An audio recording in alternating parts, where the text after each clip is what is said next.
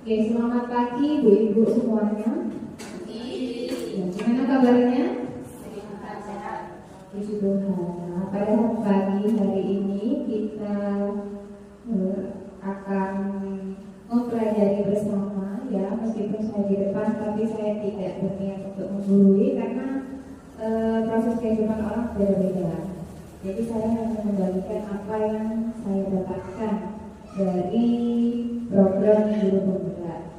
Jadi ini bisa tidak hanya diterapkan di sekolah, tapi juga diterapkan di rumah. Nah, sebelum kita memulai kegiatan pada pagi hari ini, mari kita berdoa. Selamat pagi ya Allah Bapa, sumber kehidupan kami Tuhan. Kami mengucap syukur untuk hari ini Kau masih memberikan kami berkat-Mu, menjaga kami, memberikan kesehatan. Hingga pada saat ini kami dapat berkumpul dan kami akan belajar bersama-sama Tuhan demi kebaikan anak-anak kami di masa depan. Inilah seluruh doa kami Tuhan. Haleluya, amin. Ya, untuk selanjutnya yaitu adalah ada kata sambutan dari Ibu Kepala Sekolah. Kami persilakan.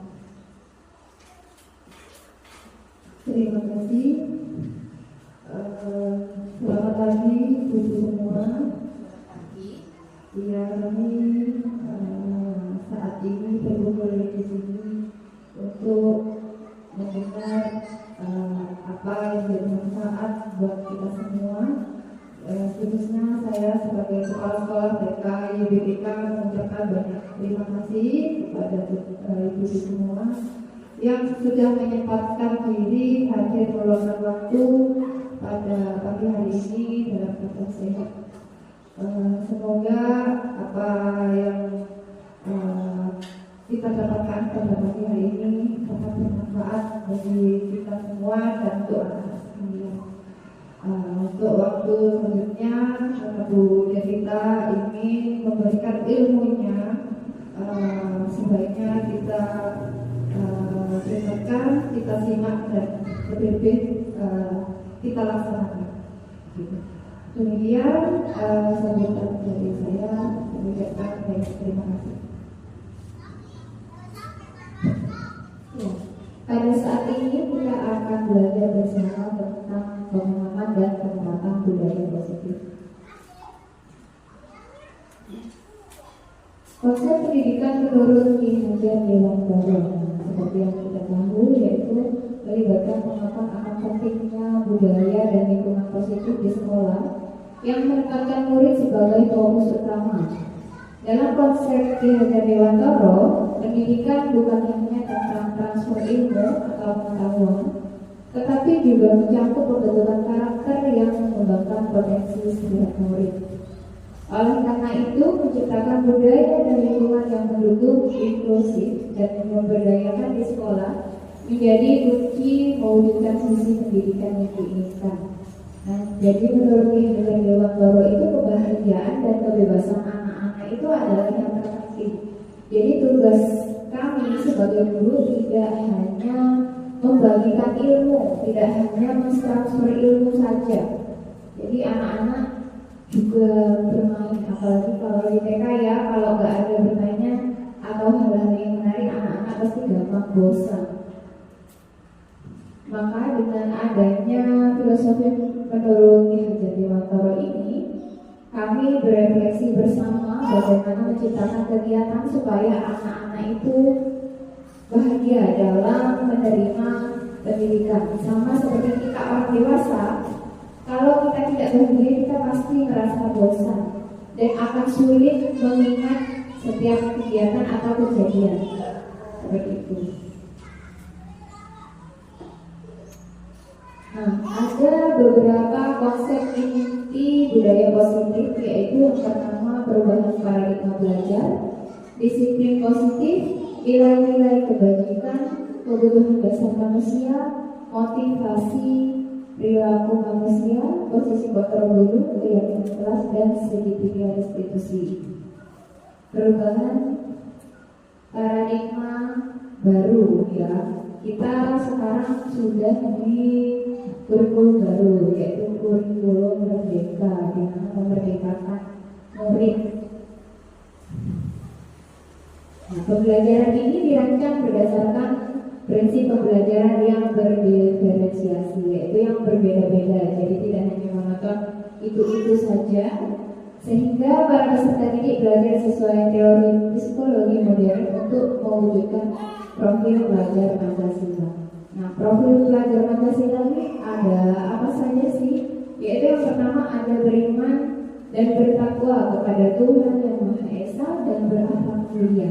Jadi siswa di sekolah itu tidak hanya kita belajar kayak kalistung, terus hanya mengenal angka dan huruf, tidak.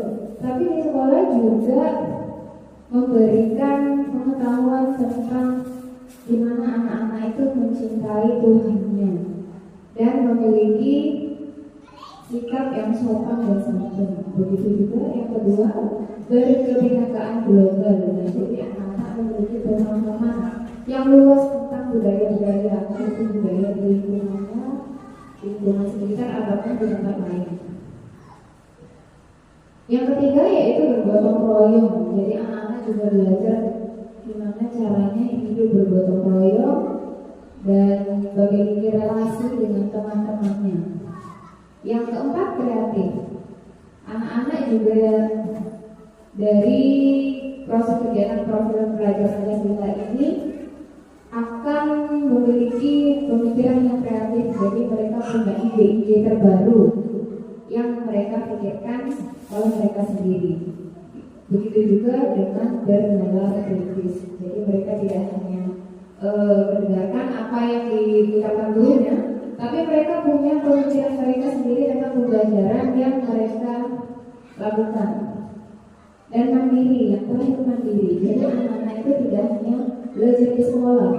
Anak-anak itu bisa belajar dimanapun, kapanpun, waktunya yang mereka inginkan. Entah mereka dalam keadaan bermain ataupun tiduran, bisa sambil belajar buku. Kalau mereka suka baca buku, di situ ada proses pembelajaran yang secara tidak sengaja mereka belajar dari apa yang mereka lakukan. Ya, untuk selanjutnya ada sedikit permainan. Kami mohon dari Ibu Yuni dan satu Ibu Sarah, monggo ke depan. Kita akan bermain coba buka.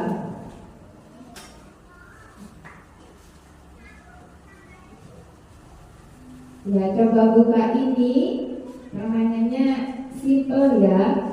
Jadi Bu Nuni anggap saja punya barang berharga di tangannya. Ya, Bu Nuni punya barang berharga di tangannya, dan tugasnya Ibu Sela adalah merayu Ibu Nuni gimana caranya Bu Nuni membuka tangannya. Monggo.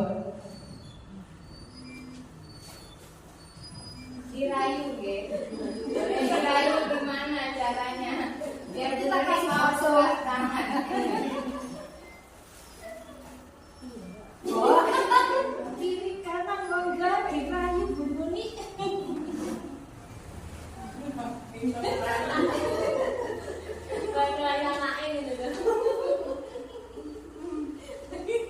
Boleh langsung diminta Bu Nuni dibuka atau Bu Nuni kayak perampoknya ya. Bu Nuni kapan dibuka? Apa lagi ayo Bu Nuni? Ya, waktunya 1 menit aja cukup ya. Berarti kalau belum tidak dibuka, berarti nanti terserah Bu Nuni mau dibuka atau tidak sesuai dengan rayuan Ibu Sela.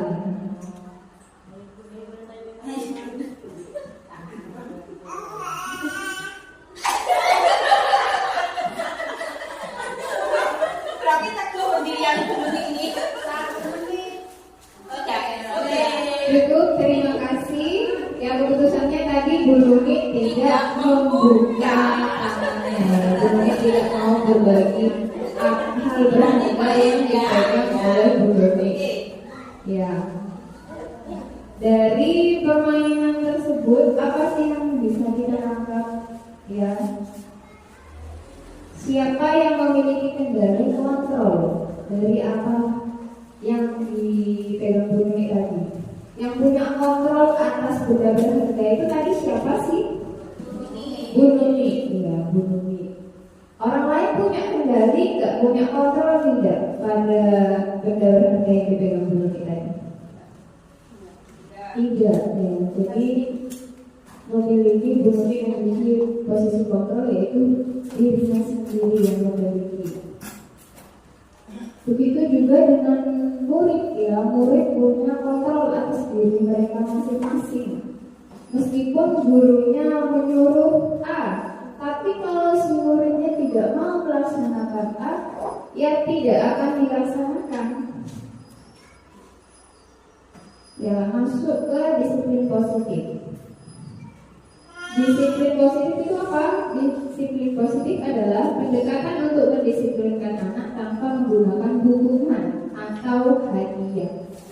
Ya, disiplin positif lebih berfokus pada pembelajaran dan bertujuan untuk membantu anak memahami konsekuensi dari tindakan mereka, membangun hubungan yang sehat dan mengajarkan keterampilan sosial yang aktif.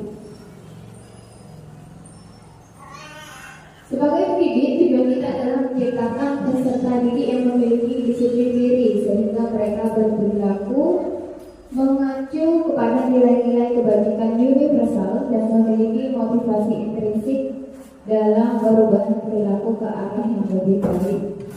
Jadi dalam mendisiplinkan anak-anak itu tidak menggunakan dengan hukuman ataupun dengan penghargaan tadi. Apa sih nilai-nilai kebajikan? Nilai-nilai kebajikan universal adalah prinsip-prinsip yang dianggap sebagai panduan perilaku yang baik dan benar oleh banyak budaya. Dan di sini ada beberapa organisasi yang mencantumkan apa sih nilai-nilai kebajikan itu. Yang dari profil pelajar Pancasila yang pertama, beriman dan bertakwa kepada Tuhan dan beramal mulia. Yang kedua, berkebinekaan global, gotong royong, mandiri, kreatif, dan bernalar kritis. Nah, ini yang kita terapkan di kurikulum Merdeka yang saat ini kita terapkan bersama. Lalu ada organisasi Ibu Prima Yes Program. Menurut mereka ada toleransi, rasa hormat, integritas, menghargai, antusias, kreativitas, kerjasama, dan percaya diri. Lalu dalam keterampilan hidup ada dapat dipercaya, lurus hati, bertindak aktif, tidak merendahkan orang lain, dan memberikan yang terbaik dari diri. Selanjutnya kebutuhan dasar manusia. Nah, kebutuhan dasar manusia adalah sesuatu yang kita lakukan untuk mendapatkan apa yang kita inginkan. Seluruh tindakan yang kita lakukan memiliki tujuan tertentu dan semua usaha terbaik yang kita lakukan adalah dalam rangka agar kebutuhan dasar kita terpenuhi dengan baik. Kira-kira menurut ibu-ibu, apa sih kebutuhan dasar manusia? Ada apa aja ya?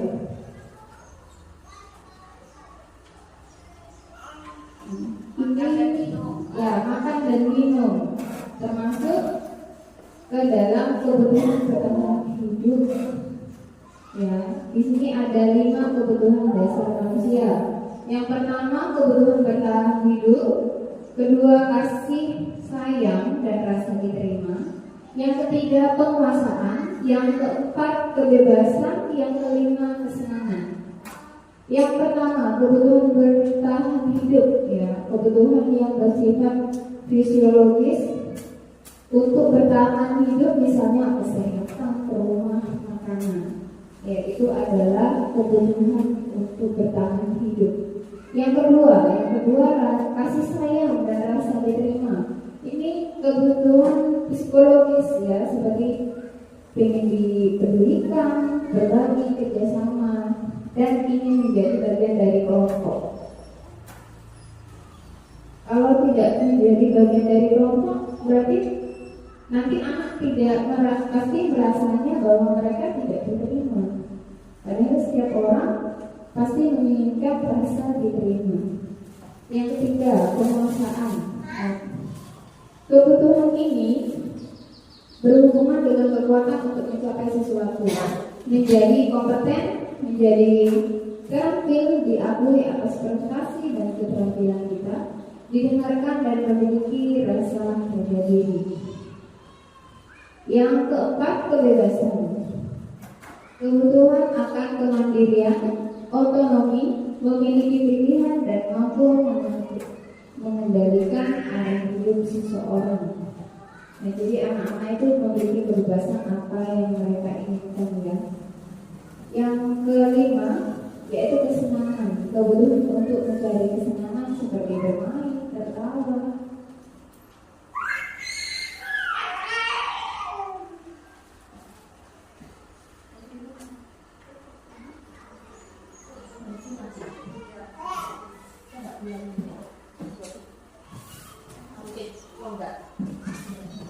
Motivasi perilaku manusia ya, ada dua motivasi perilaku manusia, yaitu motivasi intrinsik yang datangnya dari dalam diri setiap orang dan motivasi ekstrinsik. Ekstrinsik ini datangnya dari luar, jadi bukan karena keinginan diri sendiri. Nah, untuk menghindari ketidaknyamanan atau hubungan itu termasuk dalam motivasi ekstrinsik. Kenapa? Karena ketidaknyamanan dan hukuman itu biasanya sekarang dari orang lain ya. Tidak mungkin kita menghukum diri kita sendiri. Jadi itu termasuk dalam motivasi ekstrinsik. Untuk mendapatkan imbalan atau penghargaan dari orang lain juga termasuk ke dalam motivasi ekstrinsik ya. Karena biasanya penghargaan dan imbalan itu datangnya dari orang lain. Lalu yang ketiga, untuk menjadi orang yang mereka inginkan dan menghargai diri sendiri dengan nilai-nilai yang mereka percaya, termasuk ke dalam motivasi intrinsik. Karena itu datang dari dirinya sendiri. Datang dari dirinya sendiri, yaitu mereka ingin menghargai diri sendiri.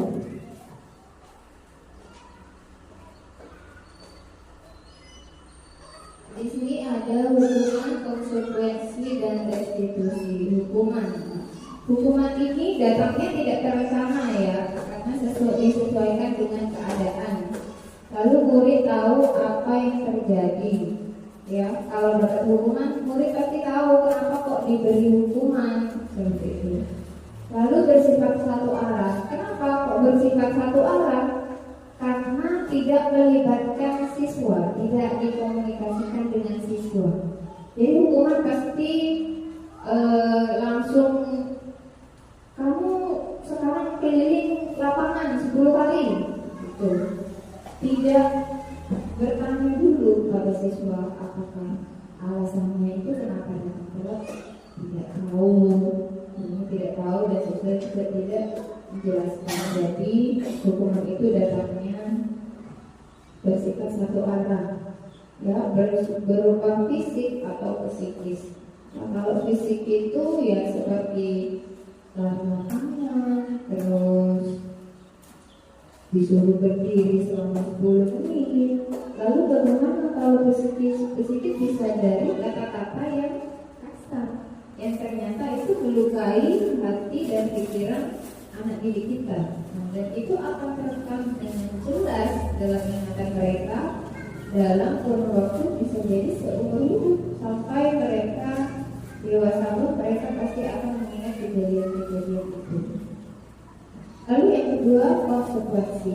Konsekuensi ini terencana atau disepakati sesuai peraturan.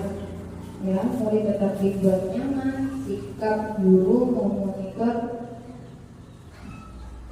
murid selalu bersama-sama dan disepakati sesuai peraturan. Seandainya, contohnya, peraturan kita itu harus membawa buku gambar 2, lalu buku gambarnya ketinggalan semua.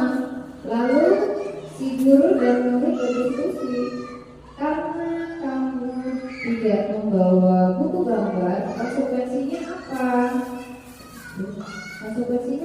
Jadi kamu harus menggambar, nanti di rumah dikasih PR menggambar 2 lembar. Itu adalah konsekuensi. Yang ketiga yaitu restitusi, ya, proses menciptakan kondisi bagi murid untuk memperbaiki kesalahan. Jadi ditanyakan, kita berdiskusi dengan murid apa yang menjadi alasan dan kita mencari solusinya bersama-sama. Yang kedua, proses kolaboratif, mengajarkan murid untuk mencari solusi sendiri. Nah, dari permasalahan itu dengan restitusi itu, guru dan murid mengambil solusi, ya, mencari solusinya. Nah, ada berapa posisi kontrol guru? Ada 5. Yang pertama penghukum. Nah, penghukum itu seperti yang tadi itu contohnya. Kamu terlambat, sekarang keliling lapangan 10 kali. Itu penghukum langsung, ya, tidak dikomunikasikan dulu dengan siswanya. Lalu yang kedua, membuat merasa bersalah. Gimana kalau membuat merasa bersalah? Ya dengan kamu datangnya buat ya dan sebagainya. Lalu yang ketiga, sebagai teman. Kalau sebagai teman, ya selayaknya teman, bagaimana kita tanyakan dulu kenapa gitu. Tapi tidak mencari solusi, hanya menanyakan saja. Begitu juga dengan pemantau. Pemantau hanya melihat dan tidak mencari solusi dari permasalahan tersebut. Kalau dalam proses manajer, nah proses manajer ini didiskusikan dengan muridnya dan mencari solusi bersama. Ini adalah contoh video 5 posisi kontrol.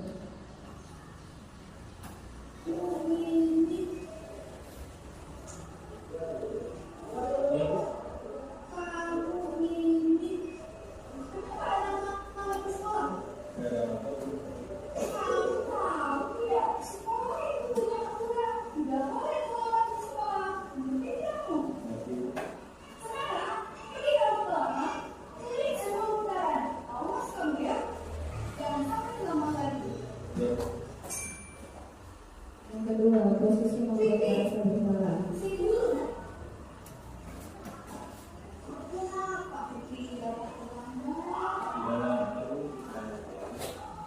Ibu kecewa sekali sama Fikri.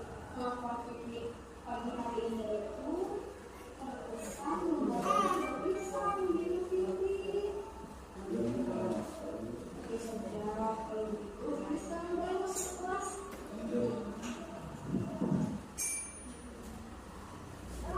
Fikri, sini dulu Fikri.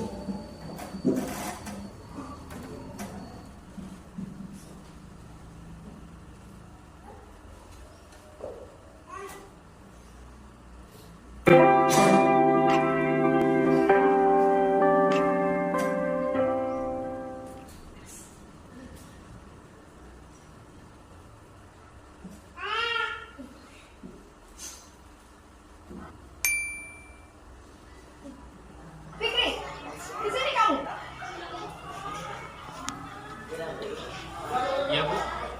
Kamu ini kenapa datang terlambat ke sekolah? Gak ada motor, Bu. Kamu tahu tidak? Sekolah itu punya aturan. Tidak boleh terlambat ke sekolah. Mengerti tidak kamu? Ngerti, Bu. Sekarang pergi kamu ke lapang, keliling 10 putaran. Awas kamu ya. Jangan sampai terlambat lagi. Iya, Bu. Fikri, sini dulu deh. Kenapa Fikri ini datang terlambat? Tidak ada motor, Bu, untuk berangkat sekolahnya. Ibu kecewa sekali sama Fikri. Kelakuan Fikri pagi hari ini itu terkesan membuat ibu tidak bisa membela Fikri. Ya, Bu, mohon maaf sekali, Bu. Ya sudah, kalau begitu Fikri sekarang boleh masuk ke kelas. Ya, Bu.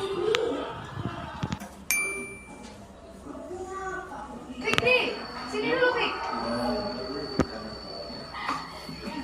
Kenapa? Ayo Fikri terlambat. Tidak ada motor, Bu. Benar begitu. Ya, Bu. Ya kalau begitu, lain kali jangan terlambat lagi ya. Ya, Bu. Ya.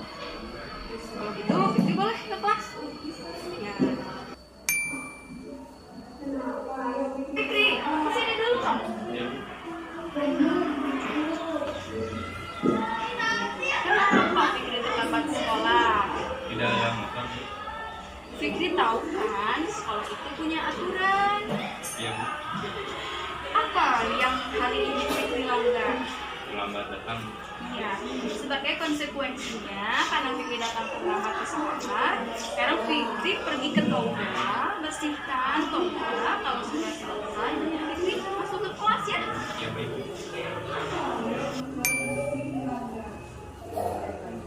Fikri, sini dulu kamu.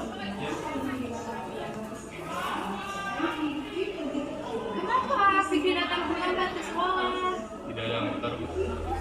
Baik, mari kita kembali ke keyakinan kelas yang selama ini kita percayai. Kira-kira keyakinan kelas mana yang hari ini Fikri langgar? Tidak hormat Bu karena datang terlambat. Ya, itu Fikri tahu ya, bahwa terlambat datang ke sekolah artinya melanggar keyakinan kelas kita, yaitu tidak hormat. Karena Fikri sudah meyakininya, kira-kira Fikri mau memperbaikinya? Iya, karena Fikri mengerti untuk mau memperbaikinya. Kira-kira Fikri itu tidak solusi untuk memperbaiki kesalahan hari ini. Dia akan memberi dan dia sudah supaya tidak. Iya, karena Fikri sudah tahu dari solusi atas pelanggaran kelas hari ini. Mudah-mudahan Fikri bisa konsisten dengan memperbaikinya. Sekarang Fikri boleh masuk ke kelas. Ya.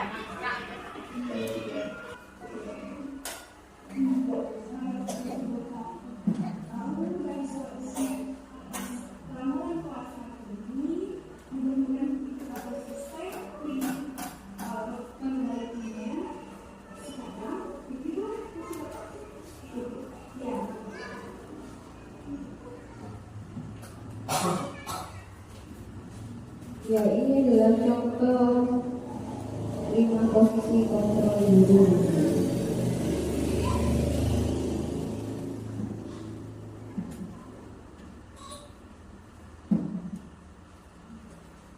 Nah, dari posisi kontrol yang kedua tadi yang membuat merasa bersalah itu biasanya kata-katanya halus. Itu sudah masuk saja. Tapi dalam pikiran anak-anak, ya anak-anak kan memikir, aku tidak nyaman sama Bu Guru, aku tahu tapi kok belum masuk ya. Itu salah satu contoh posisi kontrol. Selama ini posisi kontrol apa yang kita lakukan kepada anak kita? Ya pasti macam-macam. Hampir semua posisi kontrol kita lakukan. Nah, tapi posisi kontrol apa sih yang terbaik yang seharusnya kita lakukan? Yaitu ya posisi kontrol sebagai manajer, di mana kita tidak melakukan pengumuman secara satu arah, tapi kita diskusikan dan mencari solusinya bersama dengan anak didik kita. Selanjutnya keyakinan kelas, kesepakatan antara guru dan siswa yang dibuat untuk menciptakan lingkungan belajar yang positif dan kondusif. Keyakinan kelas ini berbeda ya, berbeda dari peraturan. Jadi keyakinan kelas ini disepakati bersama dengan peserta didik. Tidak hanya kalau peraturan bisa saja guru membuat peraturan A, B, C, D, tapi kalau keyakinan kelas disepakati bersama, kita lakukan dan buat bersama-sama dengan peserta didik. Keyakinan kelas dapat berupa pernyataan-pernyataan universal yang dibuat dalam bentuk kalimat positif. Keyakinan kelas dapat membantu siswa untuk berkembang menjadi individu yang bertanggung jawab, disiplin, dan memiliki rasa hormat terhadap orang lain. Kalau keyakinan kelas kita buat bersama-sama dengan siswa, maka siswa pasti akan lebih minat. Kalau berbeda dengan peraturan, kalau peraturan guru yang membuat peraturan anak-anak harus mentaati, tapi bisa saja anak-anak tidak melakukan peraturan tersebut dan malah melanggar peraturan yang ada. Tapi kalau keyakinan kelas, karena disepakati bersama, anak-anak pasti tahu keyakinan kelas apa yang dibuat dan keyakinan kelas apa yang harus dilaksanakan.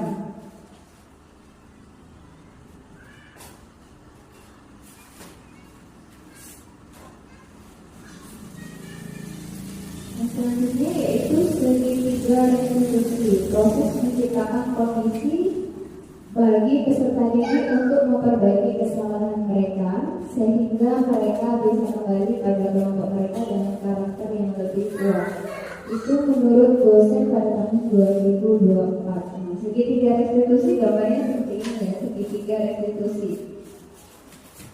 Lalu ada berapa tahapan sih dalam segitiga restitusi? Yang pertama yaitu menstabilkan identitas. Nah, dalam sebuah permasalahan itu kita menstabilkan identitas dulu, lalu yang selanjutnya yang akan dilakukan validasi kebutuhan. Yang terakhir yaitu menanyakan keyakinan. Di situ setelah melakukan segitiga restitusi maka akan terciptanya solusi dari permasalahan yang ada. Contoh kata-kata menstabilkan identitas. Nah, setiap orang pasti pernah melakukan kesalahan. Nah, jadi biar keadaan stabil, tidak berpihak kepada anak ataupun kepada guru, tapi menstabilkan tiap masalahnya yang ada. Yang kedua yaitu kamu bukan satu-satunya orang yang pernah melakukan hal ini. Ini juga termasuk ke dalam menstabilkan identitas. Bagaimana dengan validasi kebutuhan? Validasi kebutuhan yaitu bisa menerangkan kamu tentu punya alasan mengapa melakukan hal itu. Ya, setiap permasalahan pasti ada alasannya kenapa bisa terjadi seperti itu. Yang kedua, adakah cara yang lebih efektif untuk mendapatkan apa yang kamu butuhkan? Yang terakhir yaitu menanyakan keyakinan. Nah, keyakinan ini bisa jadi keyakinan kelas yang sudah disepakati bersama dengan siswa. Ya, nilai-nilai apa yang harus kamu sepakati? Lalu yang kedua, kamu ingin menjadi orang seperti apa?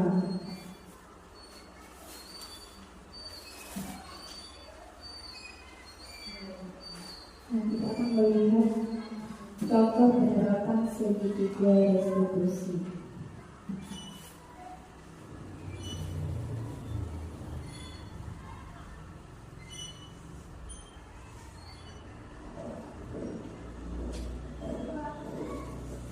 Aulia, silakan ikut. Bagaimana kabarmu, Aulia? Saya kesal sekali dengan ulah guru tadi, Pak. Dia tidak bersedia meminjamkan buku catatannya. Padahal saya hanya ingin menyalin tugas. Setiap orang tentunya kesal jika tidak diajukan. Lalu apa tindakan kamu tadi, Aulia? Tadi saya robek buku catatannya, tapi cuma sampelnya aja kok, Pak. Kesel banget saya. Wajar jika kita emosi. Lalu, apa Aulia puas dengan tindakan itu? Tentu tidak, Pak. Saya pikir salah sudah merubah bukunya. Lantas, seperti apa sikap yang Aulia yakini? Aulia, silakan duduk. Harusnya saya lebih sabar dan menghargai. Bagaimana kabarmu, Aulia? Jadi, apa Saya kesal sekali dengan ulah Nurul tadi, Pak. Dia tidak bersedia meminjamkan buku catatannya. Padahal saya hanya ingin menyalin tugas. Setiap orang tentunya kesal jika tidak diajukan. Lalu apa tindakan kamu tadi, Aulia? Tadi saya robek buku catatannya, tapi cuma sampulnya aja kok, Pak. Kesel banget saya. Wajar jika kita emosi. Lalu, apa Aulia puas dengan tindakan itu? Tentu tidak, Pak. Saya salah sudah merobek bukunya. Lantas, seperti apa sikap yang Aulia yakini? Harusnya saya lebih sabar dan menghargai milik orang lain. Jadi, apa rencana Aulia untuk memperbaiki keadaan ini? Saya akan meminta maaf kepada Nurul, Pak. Dan saya juga bersedia untuk mengganti sampul bukunya yang saya rusak tadi. Gimana, Pak? Setuju. Bagaimana perasaanmu jika sudah melakukan tindakan yang kamu yakini itu, Aulia? Tentunya, saya akan menjadi pribadi yang lebih tenang dan sabar, Pak. Baiklah, Aulia. Mari kita pikirkan penyelesaian masalah ini. Jika perlu, kita panggil Nurul. Bagaimana? Siap, Pak. Terima kasih, Pak.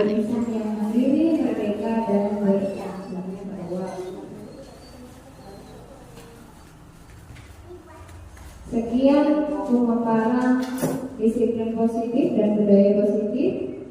Untuk selanjutnya sesi pertanyaan, mungkin ada yang mau ditanyakan. Saya ingin bertanya. Monggo Bu Nuti mau tanya apa?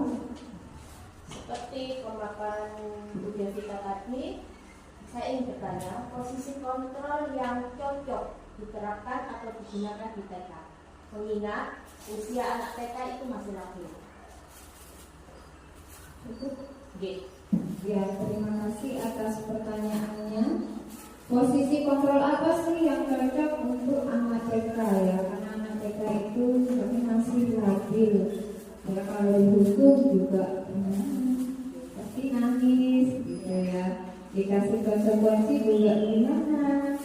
Ya, sebagai teman juga nanti anak-anak kalah juga sama gurunya gitu. Nah, posisi kontrol yang tepat yaitu ya manajer. Posisi kontrol manajer dengan apa? Dengan tetap menerapkan segitiga restitusi. Bagaimana? Apakah anak-anak bisa diajak ngobrol ketika mereka sedang emosi, sedang marah, sedang sedih, apalagi sedang menangis? Yang dicari pasti yang pertama mamanya, ya. Tapi kata siapa anak TK tidak bisa diajak ngobrol dan mencari solusi bersama? Bisa. Dengan apa? Ya mungkin kata-katanya dengan lebih halus lagi. Karena kan tidak mungkin alasan kok kayak gitu kan nggak mungkin. Kita bisa mengubah dengan kata-kata yang lebih mereka pahami, yang lebih mereka mengerti, supaya mereka juga mau membuka komunikasi dengan kita. Nah, jadi posisi kontrol yang terbaik untuk anak TK ataupun di yang lain itu adalah posisi manajer dengan tetap menerapkan segitiga restitusi. Cukup begini? Ada lagi? Sudah tidak ada. Ya, cukup. Terima kasih. Kalau sudah cukup, maka kegiatan pada pagi hari ini karena tadi kita awali dengan doa, ya, kita akan tutup juga dengan doa. Mari kita berdoa. Ya Allah, terima kasih. Kami bersyukur pada pagi hari ini Tuhan.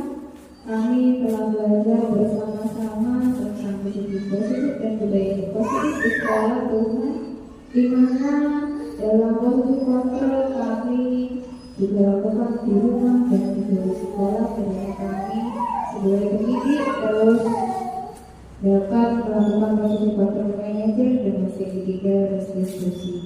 Tuhan, kiranya apa yang kami dapat bermanfaat bagi kehidupan kami dan masa depan anak-anak. Amin. Ya, terima kasih untuk ibu-ibu yang sudah bersedia hadir menyediakan waktunya ya di sela-sela kerepotan. Kami berterima kasih sekali. Ya.